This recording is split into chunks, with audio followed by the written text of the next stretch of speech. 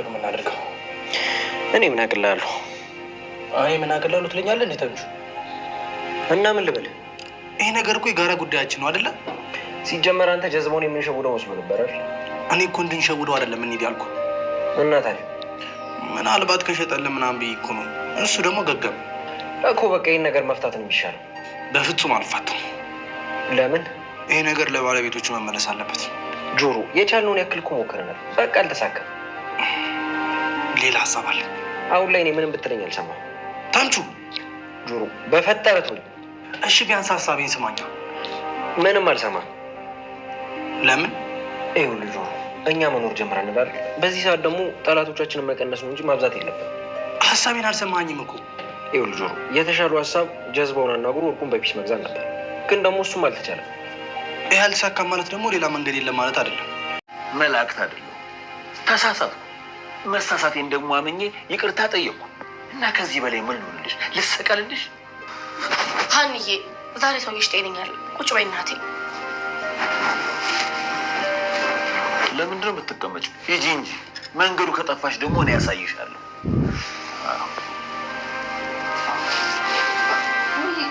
አባዬ በጣም ይቅርታ። ኧረ ወደዛ በዛ እኮ አሁንስ እኔ ወደጅ የመስረቅ ሱስ ኖሮብኝ ነው የሰረኩት። እኔ አንዴ በጣም ተነሽ ያልኩሽ እኮ አባዬ። እኔ እንደዛ ያስቀይመዋል ብዬ አይደለም ያደረኩት። ተነሺ። ይቅር ካላልከኝ አይ በቃ ተነሽ ብያለሁ። ኖላዊ አሁንስ አበዛኸው። ቆይ ይህች ልጅ በዚህ ልክ ለምን የምታሰቃያት? በቃ ከእግር ላይ አንሳት።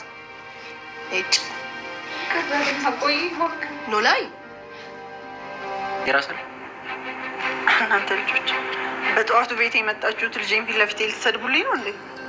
አይ እንደሱ እንኳን አልነበረም። በጣም ይቅርታ። ስቀል ልጅ ነው። ለማንኛውም ሀንዬን ከሆነ የፈለጋችሁት ሀንዬ እኮ ዛሬ አባቷ ጋር ነው ያደረችው። ድንብላለን ከሆነ ደግሞ በጠዋት ቤተክርስቲያን ብላ ሄዳለች። ይቺ ድንጋይ ራስ ለካ በጸሎት ጥንቅም አድርጋ ስራኝ የትም መንቀሳቀስ ያልቻሉት። አንተ ድንጋይ ራስ የት ለመሄድ አስበህ ነበር? ምን የማልሄድበት ነገር ነበር። እቺ ካልበረክትልኝ ያሉ ለካ በድንብላል ጸሎት። እሱን አትስሚ። ይህ ትንሽ ያመዋል። ግን በሰላም ነው በዚህ ጠዋት የመጣችሁት? ምን ማለት እንዳለብን አናውቅም። ብቻ ግን ተቀበይ። ምንድን ነው?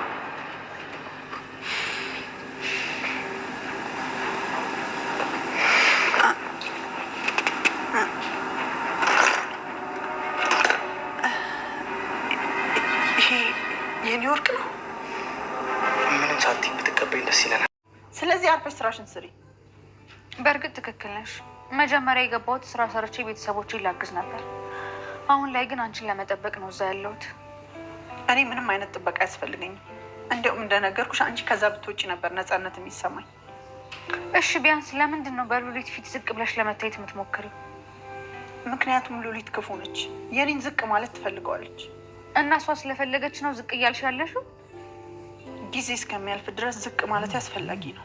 እማዬ ሀና፣ ሲጀመር እዚህ ቤት ውስጥ ስለ ስራ እንዳናወራ አልተባባልንም? ሰላም ለእናንተ የሆኑና የተከበራችሁ ቻናላችን ቤተሰቦች በያላችሁበት ሰላማችሁ ይብዛ። እንኳን ወደ ቻናላችን በሰላም መጣችሁ። ስለምትከታተሉ እጅግ በጣም ከልብ እናመሰግናለን። ኖላዊ ድራማ ቀጣዩን ክፍል ይዘንላችሁ መጥተናል። አብራችሁ እስከ መጨረሻው ቆዩ።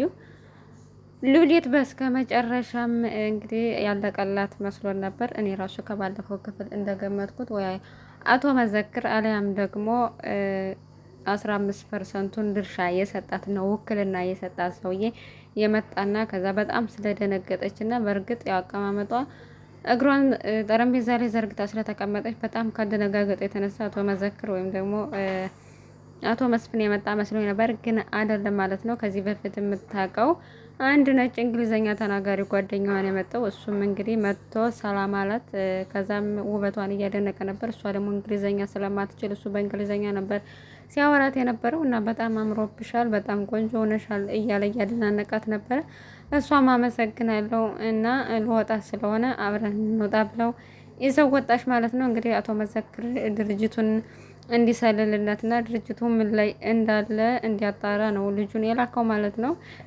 ግን እንደዛም ሆኖ ቢሆን ለወይዘሮ ሜላትና ለሌሎች ደግሞ እዛ ድርጅት ውስጥ እየተገፉ ላሉ ሰዎች ምንም አይነት እገዛ የሚያደርግ አይመስልም። ምክንያቱም ሉሊትን ስለሚያውቃት እሷ ደግሞ ውሸቱንም እውነቱን ውሸት እያለች እያጭበረበረች መቀጠሏን አይቀርም ማለት ነው። በሌላ በኩል ጆሮ እና ተምቹ ወርቁን ለማስመለስ ቆርጠው ተነስተዋለኝ። እንግዲህ ሳሚን በባለፈው በጩቤው ወቅቶ ከዛ በኋላ እንደውም ይቅርታ አድርጎለት ነበር። አሁን ላይ ግን ወርቁ ግዴታ መመለስ አለበት ወደ ባለቤቶቹ። ወይዘሮ ሜላትም ወርቁ ያስፈልጋታል ብሎ መስዋዕትነትን ከፍሎ ወርቁን ለማስመለስ ስላሰበ የሳሚን ጓደኛ አንገቱን አንቆ ይዞ እንግዲህ ወርቁ የት እንዳለ ንገረኝ ብሎት ነበር። እሱ ግን ያው አልናገርም ነበር። በስከ መጨረሻ ግን ዝግበው ጋ ነው ያለው ብሎ ነገረው ማለት ነው። እንግዲህ ወርቁን አሳልፎ የሸጠው ሳሚ ዝግበው የሚባል በጣም የሰፈሩ ጉልበተኛ የሆነ ሰው ነው እና እሱን ጋር እንዳለ ነገረው ማለት ነው። በጣም ደንግጧል። ደግሞ ጭራሽ ከዛ እንዴት ሸጠው እያለው ነበር። ከዛም ሳሚን አግኝቶ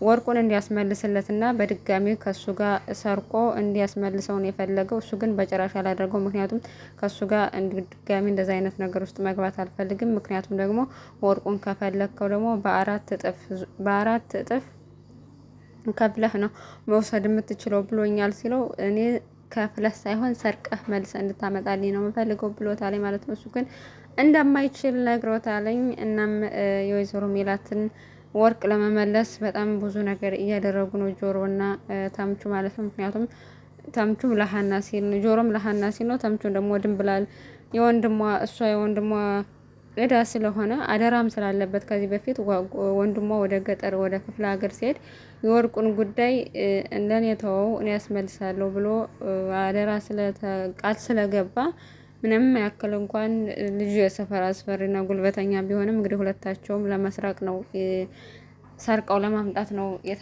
የተባባሉት ማለት ነው። እናም ጆሮ ሂዶ መጀመሪያ ቤት ውስጥ መኖሩን አለመኖሩን ቾክ አድርጎ መጥቶ አሁን መሄድ አለብንና ማምጣት አለብን ብሎ ነገረው ማለት ነው።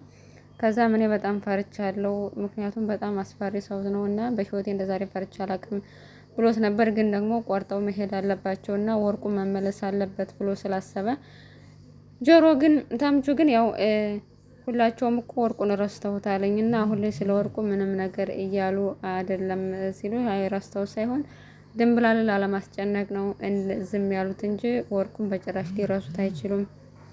ፋኖሴም እርግዝናው በጣም ከብዷታል ማለት ነው። እናም ተኝታ ነው ያለችው። አባባ ኖላዊም እሷን ለመንከባከብና እሷን ለማስታመም እየጣሩ ነው። እናም ሀንቾም ሄዳ ነበረ ያው በእርግዝናው ምክንያት እንደዚህ እንደሚፈጠርባት እሷም የነርሲንግ የሕክምና ባለሙያ ስለሆነች ነገረቻት። እናም ወደ ቤትሽ አትሄጂም እንዴ ስትላተኝ አይ እዚህም እኮ ቤቴ ነው አድሬ እሄዳለሁ ብላ ስትል ያው አባባ ኖላዊ በመሀል መጡ። እንግዲህ አባባ ኖላዊን አንተ ሌባ ነህ ሰርቀሃል፣ ሌባ አባት የለኝም ብላ ከዚህ በፊት በተደጋጋሚ ቅርታ ሲጠይቋት እምቢ ብላ ነበር። አሁን ላይ ግን በጣም ተከፍተውባት እና በጣም በዛ እኔ እኮ ወድጄ አይደለም የሰረኩት ፈልጌ አይደለም የሰረኩት ደግሞ በተለይ ደግሞ በአንቺ በልጄ ሌባ ተብሎ መሰደብ በጣም ነው ልቤን የሰበረው ብሎ ነገራት ማለት ነው። እናም ሀኒቾም በስከ መጨረሻ ከአባቷ ጋር ታርቃለች ማለት ነው። ጥፋቷ ምንም እንኳ አባባ ኖላዊ መስረቃቸው እውነት ቢሆንም እሷ ደግሞ ጥፋቷን አስታውሳ ጉልበታቸው ስር ተደፍታ ይቅርታ ጠይቃለች። አባባ ኖላዊም በቃ በጣም ከፍቶኛል፣ በጣም ነው ባንቺ እንደዚህ መባሌ ከፋይ ቢሉም በስከ መጨረሻ ግን በፋኖሴም ግፊት ይቅርታዋን ተቀብለዋል ማለት ነው። እናም ሀኒቾና አባባ ኖላዊ ወደ ቀድሞ ፍቅራቸው ስለተመለሱ በጣም ደስ ብሎናል። ምክንያቱም አባባ ኖላዊ ያለ ሀኒቾ አይሆንላቸውም። ምንም የፈለገ ነገር ከፋኖሴ ጋር እንኳን ችግር ቢፈጠር በቃ ሀኒቾ የሚመጣበት አይወዱም እና በሀኒቾ የሚጨክን አንጀት ስለሌላቸው ስለታረቀቻቸው በጣም ደስ ይላል። ወይዘሮ ሜላትም ስራውን እንደቀጠለች ናት። እናም ፈረንጁ ሰውዬ መጥቶ በእንግሊዘኛ እያወራት ነበር። ሉሊት ግን እንግሊዘኛ ስለማትችል በጣም እየሳቀችበት ነበረ። ጭራሽ አንቺ ለነገር ሲሉሽ ነው እንጂ ለእንግሊዘኛ ማየት ትችላሽበት እያለች እንደውም በቃ በሷ ሙድ ይዛ እያሾፈችባት ነበረ። ሉሊትም ከልጁ ጋር አማርኛ ስለሚችል ነው እንጂ እየተገባባች አይደለም ማለት ነው። እናም ሀኒቾም ጋር ተጣልታ ነበረ። ምክንያቱም ለምንድነው ስራሽን ቶሎ ቶሎ ማሰሪው እያለቻት ነበር። እሷ ደግሞ በቃ ስራዬን በአግባቡ እየሰራው ነው ምናምን ብላ ስትናገራተኝ ጭራሽ ችጋራም አንቺም እናትሽም ችጋራም ናችሁ ብላ ስለተሰደበች እናቴንማ አትናገሪያትም ብለው ሲጫጫፉ በጥፊ ልትመታ ስትል ሰውየው ደረሰ ማለት ነው። መዝሙረ የምትለው ሰውየው ጓደኛው ደረሰና ያው እኛ ልንረዳቸው እና ለእነሱ የተሻለ ህይወት ለመድረስ የስራ እድል የምንሰጣቸው እነሱ ግን ጠገቡ እያለች ከፍ ዝቅ እያደረገች እየተናገረቻት ነበር ሀኒቾን። እናም ጓደኛው ካሁኑ የሉሊትን መጥፎ ባህሪ እያየ ነው። ምናልባትም ደግሞ ለአቶ መዘክር ተናግሮ ሉሊትን አደብ የሚያስይዛት ሰው ይልካል ብለን ተስፋ እናደርጋለን። በቃ የሚያረጋትን ሁሉ ነው እያሳጣት ያለው ሉሊት። እናም በአሁንም በተንኮሏና በክፋቷ እንደቀጠለች ነው። ተምቹና ጆሮም ከልጁ ቤት ሄደው ወርቁን ሰርቀው አምጥተው ለባለቤቱ አስረክበዋል ማለት ነው። በስጦታ አቀጣቅልለው ሄደው አስረክበዋታል ማለት ነው። ወይዘሮ ሜላትም ማመን ያቃታት፣ ምክንያቱም ወርቁ የጥሩ ጊዜ በፊት ትዝታዋና ትውስተዋ ነው። ብዙ ነገር ያደርግላታል። በዛ ላይ ዋጋውን በጣም ውድ ነው። እናም ተስፋ ቆርጣ ነበር። ተስፋ በቆረጠችበት ሰዓት ግን ከየት መጡ ሳይባል ያንን ሁሉ መስዋዕት የከፈለችበትን ወርቅ ይዘውላት መጥተዋል ማለት ነው። ሁለታቸውም በጣም ደስ ብሏታለኝ። ማመን ሁላ ነው ያቃታተኝ። ምናልባት በእርግጥ የ2 ዓመት የስራ ኮንትራት ስላስፈረመቻት ነው እንጂ ይህንን ወርቅ ሽጣ ለጊዜው የፈለጋትን ነገር ማድረግ ትችላለች። ከፈለገች ስራም በትንሹ መጨመር ትችላለች። ግን ደግሞ ሉሊት ተንኮሏ ይህንን የአንድ ቀን ወጥቶላት ጥላት እንዳትሄድ ስለፈራች ይመስላል የ2 ዓመት ኮንትራት አስፈርማ ያሰረቻት።